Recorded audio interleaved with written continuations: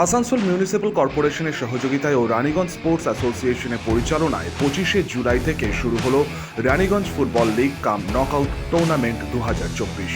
টুর্নামেন্টটির সূচনা হয় রানীগঞ্জে রবিন সেন স্টেডিয়ামে।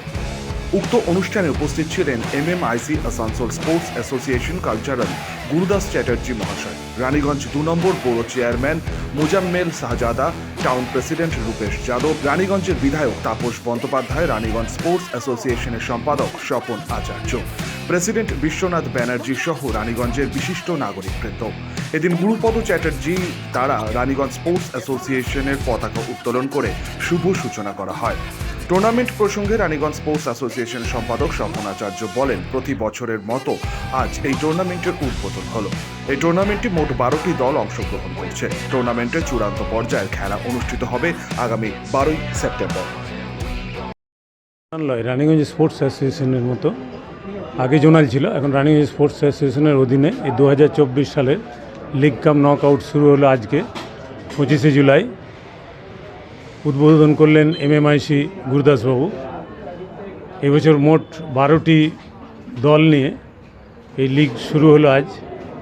চলবে আগস্ট এবং সেপ্টেম্বরের 12 তারিখে আমাদের ফাইনাল, অর্থাৎ জুলাইয়ের 25 তারিখ আরম্ভ এবং শেষ হবে সেপ্টেম্বরের 12 তারিখ। এই 12টা দলের মধ্যে প্রায় 250 জনের মতো রেজিস্ট্রেশন করেছে প্লেয়ার, আর 12টি ক্লাব রেজিস্ট্রেশন করেছে। আমাদের রানীগঞ্জের বুকে, রানীগঞ্জের PS-এর অধীনে এই 12টি দলকে নিয়ে আমরা শুভারম্ভ করলাম। আশা করি গত 2 বছরের মতো এই বছরও সুষ্ঠুভাবে এই লিগ কাম নকআউট ফুটবল টুর্নামেন্টটি শেষ হবে এবং এই বছর প্রতিটি। অন্যদিকে আসানসোল পৌর অ্যান্ড কালচার MMIC বলেন, আসানসোল এবং রানীগঞ্জ সাব ডিভিশনে 12টি টিম নিয়ে এই টুর্নামেন্টের শুভ সূচনা হলো। দৃষ্টিনন্দন একটি ফুটবল টুর্নামেন্ট হবে বলেই তিনি জানান। দেখুন, আমাদের প্রত্যেকবার আসানসোল রানীগঞ্জ এই সাব ডিভিশনে ফুটবলের আয়োজন আসানসোল মিউনিসিপ্যাল কর্পোরেশনের সহযোগিতায় আমরা করে থাকি। তো আজকে তার শুভ উদ্বোধন হলো রানীগঞ্জে।